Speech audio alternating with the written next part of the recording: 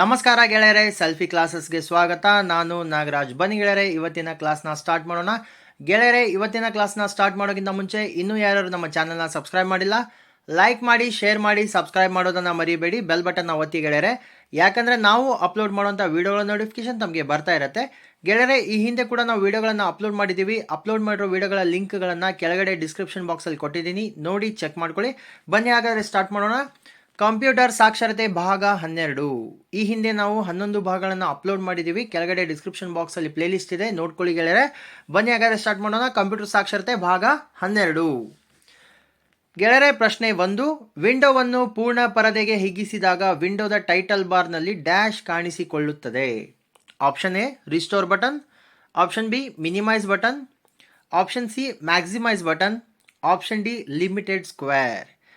ಗೆಳೆಯರ, ಪ್ರಶ್ನೆ ಏನಂದರೆ, ಇರೋವಂಥ ವಿಂಡೋನ ಫುಲ್ ಸ್ಕ್ರೀನ್ಗೆ ವೈಡ್ ಮಾಡಿದಾಗ ಅಂದರೆ ಹಿಗ್ಗಿಸಿದಾಗ ವಿಂಡೋದ ಟೈಟಲ್ ಬಾರ್ನಲ್ಲಿ ಏನು ಕಾಣುತ್ತೆ ಅಂತ ಕೇಳ್ತಾ ಇದ್ದಾರೆ. ಸೊ ಟೈಟಲ್ ಬಾರ್ ಇರಲ್ಲ, ಫುಲ್ಲಾಗಿ ಸ್ಕ್ರೀನ್ ಝೂಮ್ ಮಾಡಿದಾಗ ಟೈಟಲ್ ಬಾರ್ ಇಲ್ಲ. ಅದರ ಬದಲಾಗಿ ಪ್ರಶ್ನೆ 1ರ ಸರಿಯಾದ ಉತ್ತರ ಆಪ್ಷನ್ ಎ ರೀಸ್ಟೋರ್ ಬಟನ್ ಇರುತ್ತೆ.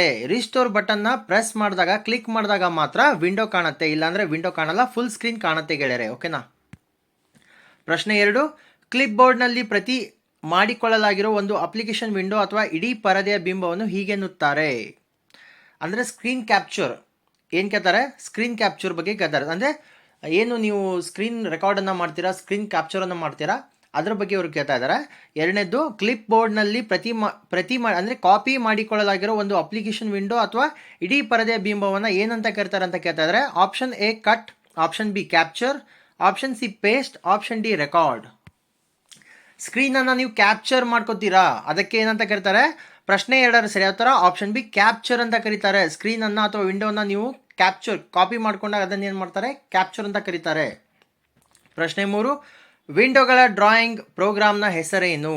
Option A WordPad, option B control panel, option C file manager, option D paintbrush. ವಿಂಡೋಗಳ ಡ್ರಾಯಿಂಗ್ ಪ್ರೋಗ್ರಾಮ್ನ ಹೆಸರನ್ನು ಕೇಳ್ತಾ ಇದ್ದಾರೆ ಗೆಳೆಯರೆ. ವಿಂಡೋವನ್ನು ಡ್ರಾಯಿಂಗ್ ಪ್ರೋಗ್ರಾಮ್ನ ಹೆಸರನ್ನು ಕೇಳ್ತಾ ಇದ್ದಾರೆ. ಪ್ರಶ್ನೆ 3ರ ಸರಿಯಾದ ಉತ್ತರ ಆಪ್ಷನ್ ಡಿ ಪೇಂಟ್ ಬ್ರಷ್ ಅಂತ ಕರೀತಾರೆ. ವಿಂಡೋಗಳ ಡ್ರಾಯಿಂಗ್ ಪ್ರೋಗ್ರಾಮ್ನ ಹೆಸರು ಪೇಂಟ್ ಬ್ರಷ್. ನೆನಪಲ್ಲಿ ಇಟ್ಕೊಳ್ಳಿ. .bmp ಅನ್ನುವಂಥ ಎಕ್ಸ್ಟೆನ್ಷನ್ ಬರುತ್ತೆ ಫೈಲನ್ನು ಸೇವ್ ಮಾಡಿದಾಗ. ಪ್ರಶ್ನೆ 4. ಗ್ರೂಪ್ ವಿಂಡೋವನ್ನು ಕ್ರಿಯಾಶೀಲಗೊಳಿಸಲು ಆಪ್ಷನ್ ಎ ಗ್ರೂಪ್ ವಿಂಡೋ ತೆರೆಯಬೇಕು, ಆಪ್ಷನ್ ಬಿ ವಿಂಡೋ ಅನ್ನು ಕನಿಷ್ಠ ಗಾತ್ರಕ್ಕೆ ತರಬೇಕು, ಆಪ್ಷನ್ ಸಿ ವಿಂಡೋವನ್ನು ಗರಿಷ್ಠ ಗಾತ್ರಕ್ಕೆ ತರಬೇಕು, ಆಪ್ಷನ್ ಡಿ ವಿಂಡೋವನ್ನು ಪುನಃ ಸ್ಥಾಪಿಸಬೇಕು. ಪ್ರಶ್ನೆ ಸಿಂಪಲ್ ಆಗಿದೆ. ಏನಪ್ಪಾ ಅಂದರೆ, ಗ್ರೂಪ್ ವಿಂಡೋವನ್ನು ಕ್ರಿಯಾಶೀಲಗೊಳಿಸಲು ಏನು ಮಾಡಬೇಕು ಅಂತ ಕೇಳ್ತಾ ಇದ್ದಾರೆ. ಪ್ರಶ್ನೆ 4ರ ಸರಿಯಾದ ಉತ್ತರ ಆಪ್ಷನ್ ಎ ಗ್ರೂಪ್ ವಿಂಡೋವನ್ನು ತರಿಬೇಕು, ಓಪನ್ ಮಾಡಬೇಕು.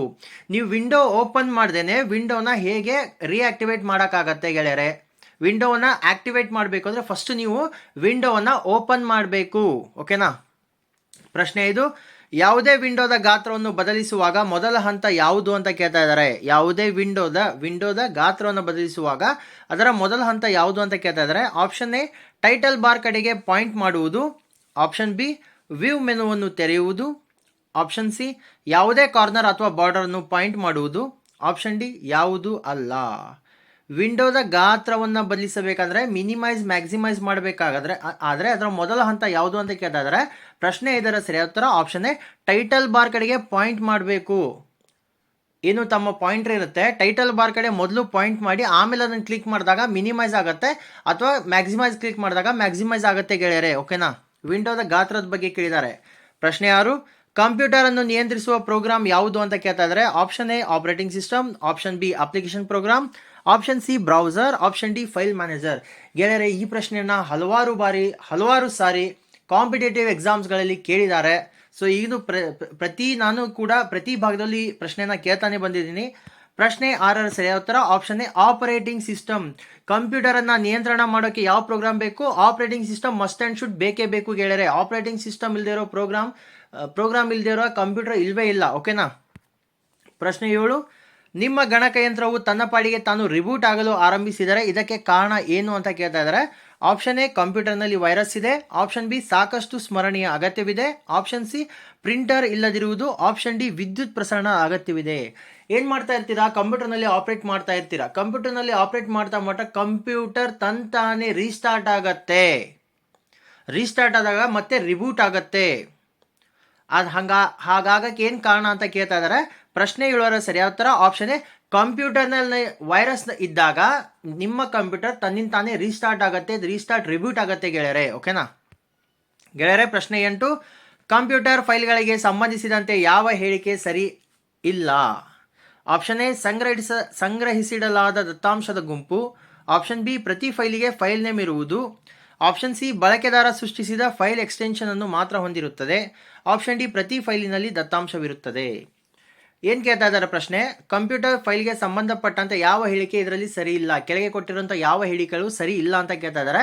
ಪ್ರಶ್ನೆ 8 ಸರಿಯಾದ ಉತ್ತರ ಆಪ್ಷನ್ ಸಿ ಬಂದ್ಬಿಟ್ಟು ಬಳಕೆದಾರ ಸೃಷ್ಟಿಸಿದ ಫೈಲ್ ಎಕ್ಸ್ಟೆನ್ಷನ್ ಅನ್ನು ಮಾತ್ರ ಹೊಂದಿರುತ್ತದೆ. ಇದು ತಪ್ಪು. ಯಾಕಂದ್ರೆ ಬಳಕೆದಾರ ಅಲ್ಲ, ಪ್ರತಿ ಬಳಕೆದಾರನು ಏನು ಯೂಸ್ ಮಾಡ್ತಾನೆ ಎಲ್ಲ ಫೈಲ್ಗಳಿಗೂ ಒಂದು ಫೈಲ್ ಎಕ್ಸ್ಟೆನ್ಷನ್ ಅಂತ ಇರುತ್ತೆ. ಬಳಕೆದಾರ ಸೃಷ್ಟಿ ಮಾಡಿದ ಫೈಲ್ಗೆ ಮಾತ್ರ ಫೈಲ್ ಎಕ್ಸ್ಟೆನ್ಷನ್ ನೇಮ್ ಇರಲ್ಲ ಗೆಳೆಯರೆ. ಓಕೆನಾ? ಉಳಿದಿರೋದು ಸಂಗ್ರಹಿಸಿಡಲಾದ ದತ್ತಾಂಶದ ಗುಂಪು, ಇದು ಸರಿಯಾಗಿದೆ. ಬಿ, ಪ್ರತಿ ಫೈಲಿಗೆ ಫೈಲ್ ನೇಮ್ ಇರುತ್ತೆ, ಪ್ರತಿ ಫೈಲಿಗೂ ಒಂದು ಫೈಲ್ ನೇಮ್ ಇರುತ್ತೆ, ಇದು ಕೂಡ ಸರಿಯಾಗಿದೆ. ಡಿ, ಪ್ರತಿ ಫೈಲ್ನಲ್ಲಿ ದತ್ತಾಂಶ ಇರುತ್ತೆ. ಗೆಳೆಯರೆ, ಡೇಟಾ ಇಲ್ಲ ಅಂದರೆ ಫೈಲ್ ಸೇವೇ ಆಗಲ್ಲ.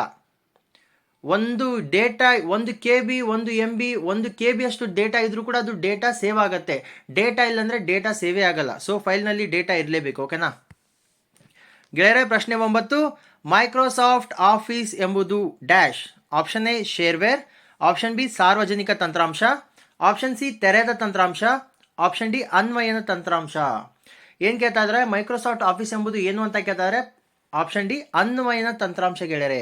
ಪ್ರಶ್ನೆ 9 ಸರಿಯಾದ ಉತ್ತರ option D, application software. Microsoft office ಅನ್ನೋದು ಒಂದು ಅಪ್ಲಿಕೇಶನ್ ಸಾಫ್ಟ್ವೇರ್ ಗೆಳೆಯರೆ, ಕನ್ನಡದಲ್ಲಿ ಅನ್ವಯನ ತಂತ್ರಾಂಶ. ಪ್ರಶ್ನೆ 10, ಗಣಕಯಂತ್ರದ ಸ್ಕ್ರೀನ್ ನಲ್ಲಿರುವ ಬ್ಲಿಂಕಿಂಗ್ ಸಿಂಬಲ್ ಯಾವುದು? ಬ್ಲಿಂಕ್ ಆಗ್ತಾ ಇರುತ್ತೆ. ಗಣಕಯಂತ್ರ ಅಂದರೆ ಕಂಪ್ಯೂಟರ್ ಸ್ಕ್ರೀನ್ ನಲ್ಲಿ ಒಂದು ಸಿಂಬಲ್ ಬ್ಲಿಂಕಿಂಗ್ ಆಗ್ತಾ ಇರುತ್ತೆ, ಅದು ಏನು ಅಂತ ಕೇಳ್ತಾ ಇದ್ದಾರೆ. Option A, mouse. Option B, logo. Option C, hand. Option D, cursor. ಪ್ರಶ್ನೆ 10 ಸರಿಯಾದ ಉತ್ತರ ಆಪ್ಷನ್ ಡಿ, ಕರ್ಸರ್ ಗೆಳೆಯರೆ. ನೀವು ಟೈಪಿಂಗ್ ಮಾಡುವಾಗ ಕರ್ಸರ್ ಮುಂದೆ ಮುಂದೆ ಹೋಗ್ತಾ ಇರುತ್ತೆ, ಆ ಕರ್ಸರ್ ಯಾವತ್ತೂ ಬ್ಲಿಂಕ್ ಆಗ್ತಾನೆ ಇರುತ್ತೆ. ಓಕೆನಾ? ಪ್ರಶ್ನೆ 11, ವಿವಿಧ ಕಮಾಂಡ್ ಮತ್ತು ಆಯ್ಕೆಗಳನ್ನು ಹೊಂದಿರುವ ಸಾಫ್ಟ್ವೇರ್ನ ಭಾಗ ಯಾವುದು ಅಂತ ಕೇಳ್ತಾ ಇದ್ದಾರೆ. Option A, title bar. Option B, menu bar. Option C, formula bar. Option D, tool bar. ಗೆಳೆಯರ, ಪ್ರಶ್ನೆ ಏನು ಅಂದರೆ ವಿವಿಧ ಕಮಾಂಡ್ ಮತ್ತು ಆಯ್ಕೆಗಳನ್ನು ಹೊಂದಿರುವಂಥ ಸಾಫ್ಟ್ವೇರ್ನ ಭಾಗ ಯಾವುದು ಅಂತ ಕೇಳ್ತಾ ಇದ್ದಾರೆ.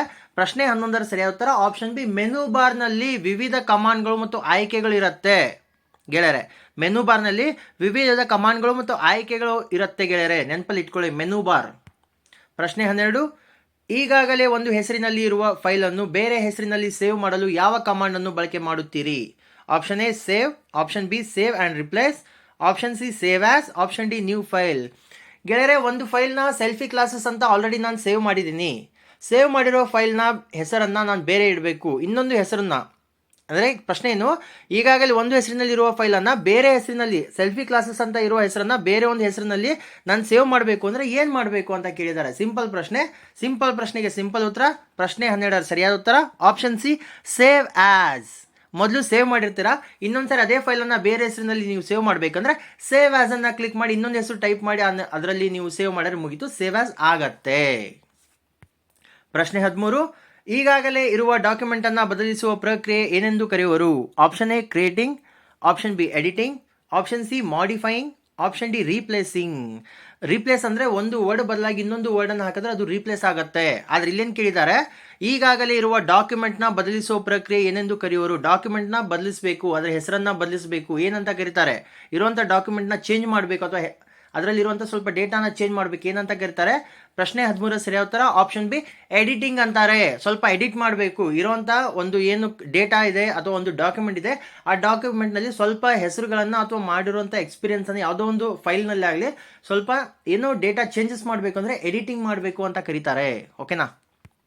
ಪ್ರಶ್ನೆ 14, ಸಾಲೊಂದರ ಆರಂಭಕ್ಕೆ ಕರ್ಸರ್ ತರಲು ಯಾವ ಕೀಯನ್ನು ಬಳಸುವರು? Option A, home. Option B, end. Option C, page up. Option D, enter.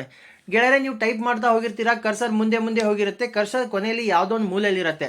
ಆ ಮೂಲೆಯಲ್ಲಿರುವಂಥ ಕರ್ಸರ್ನ ಹೋಮ್ ಪೇಜ್ಗೆ ಅಂದರೆ ಸಾಲೊಂದರ ಅಂದರೆ ಫಸ್ಟ್ ಸ್ಟಾರ್ಟ್ ಏನು ಲೈನ್ ಸ್ಟಾರ್ಟ್ ಆಗುತ್ತೆ ಆ ಲೈನ್ ಸ್ಟಾರ್ಟ್ನಲ್ಲಿ ತಂದಿಡಬೇಕು. ಅದನ್ನು ಯಾವ ರೀತಿ ತಂದಿಡ್ತೀರಾ?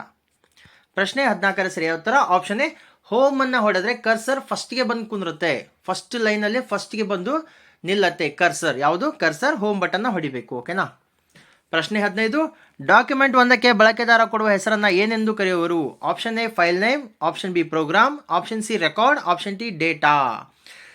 ಗೆಳೆಯರೆ, ಡಾಕ್ಯುಮೆಂಟ್ ಒಂದಕ್ಕೆ ಬಳಕೆದಾರ ಕೊಡುವ ಹೆಸರಿಗೆ ಏನಂತ ಕರೀತಾರೆ ಅಂತ ಕೇಳ್ತಾರೆ. ಪ್ರಶ್ನೆ ತುಂಬಾ ಸಿಂಪಲ್ ಆಗಿದೆ, ನೀವು ಪ್ರಶ್ನೆಗಳನ್ನು ಓದಿದ್ರೆ ನಿಮ್ಗೆ ಉತ್ತರ ಸಿಗತ್ತೆ. ಓಕೆನಾ? ಪ್ರಶ್ನೆ 15 ಸರಿಯಾದ ಉತ್ತರ ಆಪ್ಷನ್ ಎ ಫೈಲ್ ನೇಮ್ ಅಂತ ಕರಿತೀವಿ. ಒಂದು ಫೈಲ್ಗೆ ಒಂದು ನೇಮ್ ಕೊಡ್ತೀವಿ, ಒಂದು ಡಾಕ್ಯುಮೆಂಟ್ ಒಂದು ನೇಮ್ ಕೊಟ್ಟರೆ ಅದನ್ನ ಫೈಲ್ ನೇಮ್ ಅಂತ ಕರಿತೀವಿ. ಯಾವ ಫೈಲ್ ನೇಮಲ್ಲಿ ನಾವು ಸೇವ್ ಮಾಡಿದೀವಿ ಅನ್ನೋದು ನಮ್ಗೆ ಗೊತ್ತಿರುತ್ತೆ. ಓಕೆನಾ? ಫೈಲ್ ನೇಮ್ ಏನಪ್ಪಾ ಅದು ಅಂತ ಕೇಳ್ತಾರೆ. ಸೊ ನಾರ್ಮಲ್ ಆಗಿ ಫೈಲ್ ನೇಮ್ ಅಂತ ಕರಿತೀವಿ. ಪ್ರಶ್ನೆ 16, ಟ್ಯಾಬ್ ಕೀಯನ್ನು ಯಾವುದಕ್ಕೆ ಬಳಸುವರು? ಆಪ್ಷನ್ ಎ ಕರ್ಸರ್ನ ಪುಟದ ಎಡಬಲಗಳಲ್ಲಿ ಚಲಿಸಲು, ಆಪ್ಷನ್ ಬಿ ಪ್ಯಾರಾಗ್ರಾಫ್ಗಳಲ್ಲಿ ಇಂಡೆಂಟ್ಗಳಿಗಾಗಿ, ಆಪ್ಷನ್ ಸಿ ಕರ್ಸರನ್ನು ಪುಟದ ಕೆಳಕ್ಕೆ ಚಲಿಸಲು, ಆಪ್ಷನ್ ಡಿ ಕೇವಲ ಎ ಮತ್ತು ಬಿ. ಟ್ಯಾಬ್ ಕೀ, ಮೂಲೆಯಲ್ಲಿ ಒಂದು ಟ್ಯಾಬ್ ಕೀ ಅಂತ ಇರುತ್ತೆ, ಟ್ಯಾಬ್ ಅಂತ ಬರೆದಿರ್ತಾರೆ. ಆ ಟ್ಯಾಬ್ ಕೀಯನ್ನು ಯಾವುದಕ್ಕೆ ನಾವು ಯೂಸ್ ಮಾಡ್ತೀವಿ? ಸಿಂಪಲ್ ಆಗಿದೆ ಗೆಳೆಯರೆ. ಪ್ರಶ್ನೆ 16 ಸರಿಯಾದ ಉತ್ತರ ಆಪ್ಷನ್ ಡಿ ಎ ಮತ್ತು ಬಿ ಮಾತ್ರ. ಎ ಮತ್ತು ಬಿ ನಲ್ಲಿ ಏನಿದೆ ಕರ್ಸರನ್ನು ಪುಟದ ಎಡಬಲಗಳಲ್ಲಿ ಚಲಿಸಲು ನಾವು ಟ್ಯಾಬ್ ಅನ್ನು ಯೂಸ್ ಮಾಡ್ತೀವಿ. ಇನ್ನೊಂದು ಯಾವುದಕ್ಕೆ ಯೂಸ್ ಮಾಡ್ತೀವಿ? ಪ್ಯಾರಾಗ್ರಾಫ್ಗಳಲ್ಲಿ ಇಂಡೆಂಟ್ಗಳಿಗಾಗಿ, ಇಂಡೆಂಟ್ಸ್ ಇರುತ್ತಲ್ಲ ಮಧ್ಯ, ಸೊ ಆ ಪ್ಯಾರಾಗ್ರಾಫ್ಗಳಲ್ಲಿ ಇಂಡೆಂಟ್ಗಳಿಗಾಗಿ ನಾವು ಟ್ಯಾಬ್ ಕೀಯನ್ನು ಹೊಡ್ತಾ ಹೋದ್ರೆ ಕರ್ಸರ್ ಸರಿತಾ ಹೋಗುತ್ತೆ. ಓಕೆನಾ? ಪ್ರಶ್ನೆ 17, ಅಕ್ಷರ ರೂಪದ ಮಾಹಿತಿಯನ್ನು ಸೆಂಟರ್ ಅಲೈನ್ ಮಾಡಲು ಯಾವ ಶಾರ್ಟ್ಕಟ್ ಕೀಯನ್ನು ಬಳಸುವರು?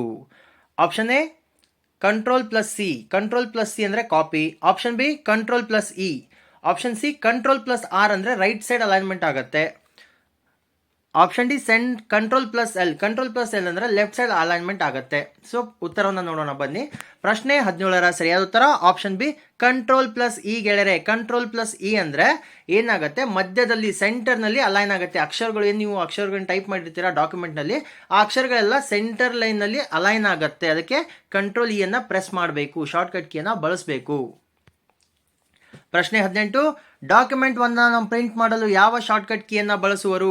Option A Shift+P, option B Control+P, option C Alt+P, option D Escape+P.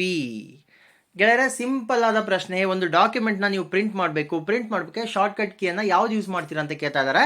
ಪ್ರಶ್ನೆ 18 ಸರಿಯಾದ ಉತ್ತರ ಆಪ್ಷನ್ ಬಿ Control+P ಅನ್ನ ನೀವು ಪ್ರೆಸ್ ಮಾಡಿದ್ರೆ ಪ್ರಿಂಟ್ ಬರುತ್ತೆ. ಓಕೆನಾ? ಪ್ರಶ್ನೆ 19, MS ಆಫೀಸ್ನಲ್ಲಿ ಲಭ್ಯವಿರುವ ಕನಿಷ್ಠ ಮತ್ತು ಗರಿಷ್ಠ ಝೂಮ್ನ ಅಳತೆ ಎಷ್ಟು? ಝೂಮ್ನ ಅಳತೆಯನ್ನು ಕೇಳ್ತಾ ಇದ್ದಾರೆ. Option A 10,100, option B 20,250, option C 10,500, option D 10,1000. MS ಆಫೀಸ್ನಲ್ಲಿ ಲಭ್ಯ ಇರುವ ಕನಿಷ್ಠ ಮತ್ತು ಗರಿಷ್ಠ ಝೂಮ್ನ ಅಳತೆಯನ್ನು ಕೇಳ್ತಾ ಇದ್ದಾರೆ. ಗೆಳೆಯರೆ, ಪ್ರಶ್ನೆ 19 ಸರಿಯಾದ ಉತ್ತರ ಆಪ್ಷನ್ ಸಿ ಕನಿಷ್ಠ 10 ಇರುತ್ತೆ, ಗರಿಷ್ಠ 500 ಇರುತ್ತೆ ಅಳತೆ. ಓಕೆನಾ? MS ಆಫೀಸ್ನಲ್ಲಿ ಲಭ್ಯವಿರುವಂಥ ಕನಿಷ್ಠ ಅಳತೆ 10, ಗರಿಷ್ಠ ಝೂಮ್ನ ಅಳತೆ 500 ಗೆಳೆಯರೆ. ಓಕೆನಾ? ಗೆಳೆಯರೆ, ಪ್ರಶ್ನೆ 20, ಪ್ರತಿಪುಟದ ಕೊನೆಯಲ್ಲಿ ಫ್ರೆಂಡ್ ಆಗಬೇಕಾದ ಮಾಹಿತಿ ಯಾವುದು? ಫ್ರೆಂಡ್ ಅಲ್ಲ, ಪ್ರಿಂಟ್. ಅದು ಪ್ರತಿಪುಟದ ಕೊನೆಯಲ್ಲಿ ಪ್ರಿಂಟ್ ಆಗಬೇಕಾದ ಮಾಹಿತಿ ಯಾವುದು ಅಂತ ಕೇಳ್ತಾ ಇದ್ದಾರೆ. Option A header, option B end note, option C foot note, option D footer. ಗೆಳೆಯರೆ, ಸಿಂಪಲ್ ಆಗಿದೆ ಪ್ರಶ್ನೆ. ಪ್ರತಿ ಪುಟದ ಕೊನೆಯಲ್ಲಿ ಪ್ರಿಂಟ್ ಆಗಬೇಕಾದ ಮಾಹಿತಿ ಯಾವುದು ಅಂತ ಕೇಳಿದ್ರೆ ನಿಮಗೆಲ್ಲ ಗೊತ್ತಿರೋ ಹಾಗೆ ಪ್ರತಿ ಪುಟದ ಪ್ರಥಮದಲ್ಲಿ ಮೊದಲು ಮೇಲ್ಗಡೆ ಹೆಡರ್ ಪ್ರಿಂಟ್ ಆಗುತ್ತೆ. ಹೆಡಿಂಗ್ ಅಂತ ಏನಿರುತ್ತೆ ಅದಕ್ಕೆ ಹೆಡರ್ ಅಂತಾರೆ, ಹೆಡರ್ ಪ್ರಿಂಟ್ ಆಗುತ್ತೆ. ಅದೇ ರೀತಿ ಪ್ರತಿ ಪುಟದ ಕೊನೆಯಲ್ಲಿ ಆಪ್ಷನ್ ಡಿ ಫೂಟರ್. ಫೂಟ್ ಅಂದರೆ ಕಾಲು, ಫೂಟರ್ ಅಂದರೆ ಕೆಳಗಡೆ. ಪ್ರತಿ ಪುಟದ ಕೊನೆಯಲ್ಲಿ ಫೂಟರ್ ಪ್ರಿಂಟ್ ಆಗಬೇಕಾದ ಮಾಹಿತಿ. ಓಕೆನಾ? ಪ್ರತಿ ಪುಟದ ಕೊನೆಯಲ್ಲಿ ಪ್ರಿಂಟ್ ಆಗಬೇಕಾದ ಮಾಹಿತಿ ಯಾವುದು? ಫೂಟಿಂಗ್ ಅಂತ ಕರೀತಾರೆ, ಫೂಟರ್ ಅಂತ ಕರೀತಾರೆ ಆ ಮಾಹಿತಿಯನ್ನ. ಗೆಳೆಯರೆ, ಪ್ರಶ್ನೆ 21, ಕರ್ಸರ್ನ ಬಲಬದಿಯಲ್ಲಿರುವ ತಪ್ಪು ಅಕ್ಷರವೊಂದನ್ನು ಎರೇಸ್ ಮಾಡಲು ಯಾವ ಕೀಯನ್ನು ಬಳಸಬೇಕು? ಆಪ್ಷನ್ ಎ ಮೌಸ್ನ ಎಡ ಬಟನ್, ಆಪ್ಷನ್ ಬಿ ಮೌಸ್ನ ಬಲ button, option C back space, option D delete. ಗೆಳೆಯರೆ, ಪ್ರಶ್ನೆ ಸಿಂಪಲ್ ಆಗಿದೆ. ಕರ್ಸರ್ನ ಬಲಬದಿಯಲ್ಲಿರುವಂಥ ತಪ್ಪು ಅಕ್ಷರವೊಂದನ್ನು ಎರೇಸ್ ಮಾಡಲು ಯಾವ ಕೀಯನ್ನು ಬಳಸಬೇಕು ಅಂತ ಕೇಳ್ತಾ ಇದ್ರೆ, ಕರ್ಸರ್ ಮಧ್ಯದಲ್ಲಿದೆ ಅಂತ ತಿಳ್ಕೊಳ್ಳಿ. ಕಂಟಿನ್ಯೂ ಆಗಿ ನೀವು ಎಡದಿಂದ ಬಲಕ್ಕೆ ಆಲ್ರೆಡಿ ಬರ್ದಿದ್ದೀರಾ, ಯಾವುದೋ ಕಾರಣಕ್ಕೆ ಕರ್ಸರ್ನ ಮಧ್ಯ ತಂದು ಇಟ್ಟಿದ್ದೀರಾ. ಮಧ್ಯ ತಂದಿಟ್ರೆ ನೀವು ಬ್ಯಾಕ್ ಸ್ಪೇಸ್ ಹಿಡಿದ್ರೆ ನಿಮ್ಮ ಎಡಭಾಗದಲ್ಲಿರುವಂಥ ಅಕ್ಷರಗಳು ಡಿಲೀಟ್ ಆಗತ್ತೆ ಹೊರತು ಬಲಭಾಗದ ಅಂದರೆ ಕರ್ಸರ್ನ ಬಲಭಾಗದಲ್ಲಿರುವ ಅಕ್ಷರಗಳು ಡಿಲೀಟ್ ಆಗಲ್ಲ. ಅದೇ ಕೇಳ್ತಾ ಇರೋದು, ಕರ್ಸರ್ನ ಬಲಭಾಗದಲ್ಲಿರುವಂಥ ಅಕ್ಷರಗಳನ್ನ ಡಿಲೀಟ್ ಮಾಡಬೇಕು ಅಂದರೆ ಏನು ಮಾಡಬೇಕು ಅಂತ. ಪ್ರಶ್ನೆ 21 ಸರಿಯಾದ ಉತ್ತರ ಆಪ್ಷನ್ ಡಿ ಡಿಲೀಟ್ ಮಾಡಬೇಕು. ಏನು ಕರ್ಸರ್ನ ಬಲಭಾಗದಲ್ಲಿದೆ ಅವನ್ನ ಬಂದ್ಬಿಟ್ಟು ಸೆಲೆಕ್ಟ್ ಮಾಡಿಕೊಂಡು ಡಿಲೀಟ್ ಮಾಡಿದ್ರೆ ಅದು ಡಿಲೀಟ್ ಆಗತ್ತೆ, ಎರೇಸ್ ಆಗತ್ತೆ. ಓಕೆನಾ? ಬೇರೆ ಯಾವುದೇ ರೀತಿ ಎರೇಸ್ ಆಗಲ್ಲ ಗೆಳೆಯರೆ. ಬ್ಯಾಕ್ ಸ್ಪೇಸ್ ಹಿಡಿದ್ರೆ ನಿಮ್ಮ ಎಡಭಾಗದಲ್ಲಿರೋ ಅಕ್ಷರಗಳ, ನಿಮ್ಮ ಕರ್ಸರ್ನ ಎಡಭಾಗದಲ್ಲಿರೋ ಅಕ್ಷರಗಳು ಡಿಲೀಟ್ ಆಗತ್ತೆ ಹೊರತು ಬಲಭಾಗದಲ್ಲಿರೋ ಅಕ್ಷರಗಳು ಹಾಗೇ ಇರುತ್ತೆ. ಪ್ರಶ್ನೆ 22, ಈಗಾಗಲೇ ಸೇವ್ ಆಗಿರುವ ಡಾಕ್ಯುಮೆಂಟಿಗೆ ಏನೆಂದು ಕರೆಯುವರು? Option A file, option B project, option C folder, option D word. ಗೆಳೆಯರೆ ಕ್ವಶನ್ಗಳು ಸಿಂಪಲ್ ಇರುತ್ತೆ, ತಾವು ಯೋಚನೆ ಮಾಡಿ ಉತ್ತರಗಳನ್ನ ಬರೆದ್ರೆ ಈಸಿ ಆಗುತ್ತೆ. ಈಗಾಗಲೇ ಸೇವ್ ಆಗಿರೋ ಡಾಕ್ಯುಮೆಂಟ್ಗೆ ಏನಂತ ಕರೀತಾರೆ ಅಂತ ಕೇಳ್ತಾ ಇದ್ದಾರೆ. ಪ್ರಶ್ನೆ 22 ಸರಿಯಾದ ಉತ್ತರ ಆಪ್ಷನ್ ಎ ಫೈಲ್ ಅಂತ ಕರೀತಾರೆ. ಫೈಲ್ ಅಂತ ಕರೀತಾರೆ. ಓಕೆನಾ. ಪ್ರಶ್ನೆ 23, ಇತ್ತೀಚಿನ ಕ್ರಿಯೆ ಅಥವಾ ಕಮಾಂಡ್ಗಳನ್ನು ಕ್ಯಾನ್ಸಲ್ ಮಾಡಲು ಬಳಸುವ ಬಟನ್ ಯಾವುದು? Option A search, option B cut, option C document, option D undo. ಏನು ಮಾಡಿರ್ತೀರಾ, ಒಂದು ಡಾಕ್ಯುಮೆಂಟ್ನ ಬರ್ದಿರ್ತೀರಾ, ಬರ್ದಿರೋ ಡಾಕ್ಯುಮೆಂಟ್ನ ಏನೋ ಆಗಿ ಡಿಲೀಟ್ ಮಾಡಿಬಿಟ್ಟಿರ್ತೀರಾ. ಡಿಲೀಟ್ ಮಾಡಿದ ತಕ್ಷಣ ನಿಮ್ಗೆ ನೆನಪು ಬರುತ್ತೆ, ಓ ಆ ಡಾಕ್ಯುಮೆಂಟ್ ಸರಿಯಾಗಿದೆ, ಇನ್ನೊಂದು ಡಾಕ್ಯುಮೆಂಟ್ ತಪ್ಪಾಗಿತ್ತು, ಈ ಸರಿಯಾದ ಡಾಕ್ಯುಮೆಂಟನ್ನು ನೀವು ಯಾವ ರೀತಿ ಅದನ್ನು ಕ್ಯಾನ್ಸಲ್ ಮಾಡಬೇಕು ಅಂದರೆ ಕಂಟ್ರೋಲ್ ಝಡ್ ಹೊಡೆದ್ರೆ ಕ್ಯಾನ್ಸಲ್ ಆಗುತ್ತೆ. ಕಂಟ್ರೋಲ್ ಝಡ್ ಏನಂತ ಕರೀತಾರೆ ಬನ್ನಿ ನೋಡೋಣ. ಪ್ರಶ್ನೆ 23 ಸರಿಯಾದ ಉತ್ತರ ಆಪ್ಷನ್ ಡಿ ಅಂಡು ಅಂತ ಕರೀತಾರೆ. ಕಂಟ್ರೋಲ್ ಪ್ಲಸ್ ಝಡ್ ಅನ್ನ ಶಾರ್ಟ್ಕಟ್ ಕೀನ ಉಪಯೋಗ ಮಾಡಿ ಹೊಡೆದ್ರೆ ಅಂಡು ಆಗುತ್ತೆ. ಅಂಡು ಆದ್ರೇನು, ಈ ಹಿಂದೆ ಮಾಡಿರುವಂಥ ನೀವು ಕ್ಯಾನ್ಸಲೇಷನ್ಗಳು ಅಥವಾ ಕ್ರಿಯೆಗಳು, ಇತ್ತೀಚಿನ ನೀವು ಏನು ಮಾಡಿ ಕ್ರಿಯೆಗಳು ಅಥವಾ ಕಮಾಂಡ್ ಏನು ಕ್ಯಾನ್ಸಲ್ ಮಾಡೋಕ್ಕೆ ಮಾಡಿರ್ತಾ ಆ ಕಮಾಂಡ್ ಅಥವಾ ಕ್ರಿಯೆ ಕ್ಯಾನ್ಸಲ್ ಆಗುತ್ತೆ. ಮತ್ತೆ ನೀವು ಡಿಲೀಟ್ ಮಾಡಿರುವಂಥ ಫೈಲ್ ನಿಮಗೆ ಮತ್ತೆ ಸ್ಕ್ರೀನಲ್ಲಿ ಕಾಣುತ್ತೆ. ಅದಕ್ಕೆ ಏನಂತಾರೆ ಅಂಡು ಅಂತ ಕರೀತಾರೆ. ಓಕೆನಾ. ಪ್ರಶ್ನೆ 24, MS ಆಫೀಸ್ ಎಂದರೆ ಆಪ್ಷನ್ ಎ ಬೆಂಗಳೂರಿನ multi store building, option B ಮೈಕ್ರೋಸಾಫ್ಟ್ನ ಒಂದು ಕಂಪ್ಯೂಟರ್ ತಂತ್ರಾಂಶ, ಆಪ್ಷನ್ ಸಿ ಅಂಚೆ ಇಲಾಖೆ ಮೇಲ್ ಸರ್ವಿಸ್, ಆಪ್ಷನ್ ಡಿ ಅಮೆರಿಕಾದ ಒಂದು ಆಫೀಸ್. MS ಆಫೀಸ್ ಅಂದರೆ ಏನು ತಮಗೆಲ್ಲ ಗೊತ್ತಿದೆ. ಪ್ರಶ್ನೆ 24 ಸರಿಯಾದ ಉತ್ತರ ಆಪ್ಷನ್ ಬಿ ಮೈಕ್ರೋಸಾಫ್ಟ್ನ ಒಂದು ಕಂಪ್ಯೂಟರ್ ತಂತ್ರಾಂಶ, ಮೈಕ್ರೋಸಾಫ್ಟ್ನ ಒಂದು ಸಾಫ್ಟ್ವೇರ್ MS ಆಫೀಸ್ ಗೆಳೆಯರೆ.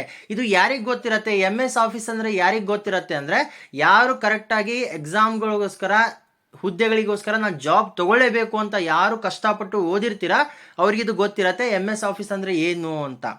ಡೈರೆಕ್ಟಾಗಿ ಹಾಲ್ ಟಿಕೆಟ್ ಬಂದ ತಕ್ಷಣನೇ ಡೈರೆಕ್ಟಾಗಿ ಎಕ್ಸಾಮ್ ಹೋಗಿ ಕೂತ್ರೆ ನಿಮಗೆ ಗೊತ್ತಿರಲ್ಲ MS ಆಫೀಸ್ ಏನಂದರೆ.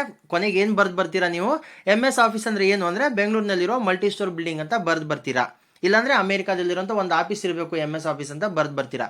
ಕರೆಕ್ಟಾಗಿ ಕೂತು ಓದ್ಕೊಂಡು ಯಾರು ಕಷ್ಟಪಟ್ಟಿರ್ತೀರೋ ಅವ್ರು ಮಾತ್ರ ಈ ಪ್ರಶ್ನೆಗಳಿಗೆ ಉತ್ತರ ಕೊಡಲು ಸಾಧ್ಯ ಗೆಳೆಯರೆ. ಓಕೆನಾ. ನೆಕ್ಸ್ಟ್ ಬಂದ್ಬಿಟ್ಟು ಪ್ರಶ್ನೆ 25, ಕಾಗುಣಿತ ಮತ್ತು ವ್ಯಾಕರಣ ಪರಿಶೀಲನೆಗೆ ಡ್ಯಾಶ್ ಆ್ಯಂಡ್ ಆಯ್ಕೆ ಉಪಯೋಗಿಸುತ್ತಾರೆ? Option A grammar, option B spelling, option C spelling and grammar, option D change. ಗೆಳೆಯರೆ ಪ್ರಶ್ನೆ ಕರೆಕ್ಷನ್ ಇದೆ. ಏನಿದೆ ಅಂದರೆ ಕಾಗುಣಿತ ಮತ್ತು ವ್ಯಾಕರಣ ಪರಿಶೀಲನೆಗೆ ಡ್ಯಾಶ್ ಆ್ಯಂಡ್ ಡ್ಯಾಶ್ ಆಯ್ಕೆ ಉಪಯೋಗಿಸುತ್ತಾರೆ ಅಂತ ಇದೆ.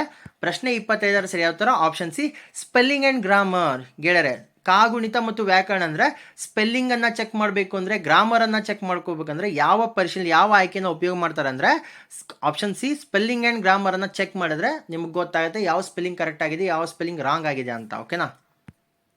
ಪ್ರಶ್ನೆ 26, MS ವರ್ಡ್ನಲ್ಲಿ ಪಠ್ಯವನ್ನು ಎಡಕ್ಕೆ ಜೋಡಣೆ ಮಾಡಲು ನಾವು ಡ್ಯಾಶ್ ಜೋಡಣೆ ಉಪಯೋಗಿಸುತ್ತೇವೆ. ಗೆಳೆಯರೆ ಕಂಪ್ಯೂಟರ್ನ ಎಡ ಮತ್ತು ಬಲ ಯಾವ ರೀತಿ ಅಂದರೆ, ನೀವು ಕಂಪ್ಯೂಟರ್ ಕಡೆ ಮುಖ ಮಾಡಿ ಕೂತಾಗ ನಿಮ್ಮ ಬಲ ಕಂಪ್ಯೂಟರ್ನ ಬಲಾನೇ ಆಗುತ್ತೆ, ನಿಮ್ಮ ಬಲಾನೇ ಕಂಪ್ಯೂಟರ್ನ ಬಲ, ನಿಮ್ಮ ಎಡನೇ ಕಂಪ್ಯೂಟರ್ನ ಎಡ ಆಗುತ್ತೆ. ಓಕೆನಾ.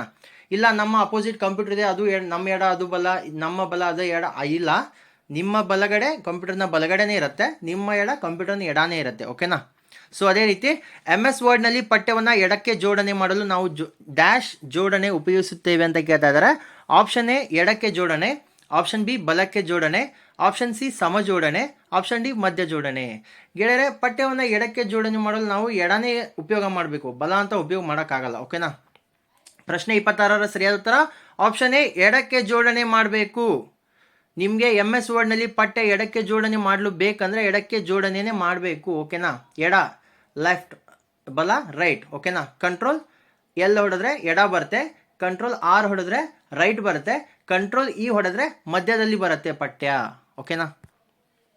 ಗೆಳೆಯರೆ ಪ್ರಶ್ನೆ 27, ಹೊಸದಾಗಿ ತಯಾರಿಸಿದ ದಸ್ತಾವೇಜಿಗೆ MS ವರ್ಡ್ ತಾತ್ಕಾಲಿಕವಾಗಿ ಡ್ಯಾಶ್ ಹೆಸರು ಕೊಡುತ್ತದೆ. Option A document 1, option B worksheet 1, option C graphic 1, option D picture 1. ಗೆಳೆಯರೆ MS ವರ್ಡ್ನಲ್ಲಿ ಕೇಳ್ತಾ ಇದ್ದಾರೆ, ಹೊಸದಾಗಿ ತಯಾರಿಸಿದ ದಸ್ತಾವೇಜಿಗೆ MS ವರ್ಡ್ ತಾತ್ಕಾಲಿಕವಾಗಿ ಯಾವ ಹೆಸರು ಕೊಡುತ್ತೆ ಅಂತ ಕೇಳ್ತಾ ಇದ್ದಾರೆ.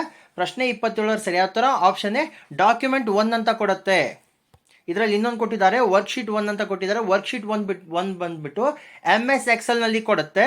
ಅದೇ ರೀತಿ MS ವರ್ಡ್ ನಲ್ಲಿ ಡಾಕ್ಯುಮೆಂಟ್ 1 ಅಂತ ಹೊಸದಾದ ಫೈಲಿಗೆ ನೇಮ್ ಅಂತ ಕೊಡುತ್ತೆ. ನೀವು ಯಾವುದು ನೇಮ್ ಕೊಡಲಿಲ್ಲ ಅಂದ್ರೂ ಅದಕ್ಕೆ ಡಾಕ್ಯುಮೆಂಟ್ 1 ಅಂತ ನೇಮ್ ಇರುತ್ತೆ. ನೀವು ನೇಮ್ ಕೊಡದೇನೆ ಅದು ಸೇವ್ ಮಾಡಿದ್ರು ಕೂಡ ಅದು ಡಾಕ್ಯುಮೆಂಟ್ 1 ಅನ್ನೋ ಹೆಸರಲ್ಲಿ ಸೇವ್ ಆಗಿರುತ್ತೆ ಫೈಲ್ನಲ್ಲಿ. ಓಕೆನಾ ಗೆಳೆಯರೆ ಪ್ರಶ್ನೆ 28, MS ವರ್ಡ್ ನಲ್ಲಿ ಚೇಂಜ್ ಕೇಸ್ ಕಾರ್ಯಸೂಚಿಯು ಡ್ಯಾಶ್ ಆಯ್ಕೆಗಳನ್ನು ಹೊಂದಿರುತ್ತದೆ. Option A sentence case, option B title case, option C upper case, option D all of above.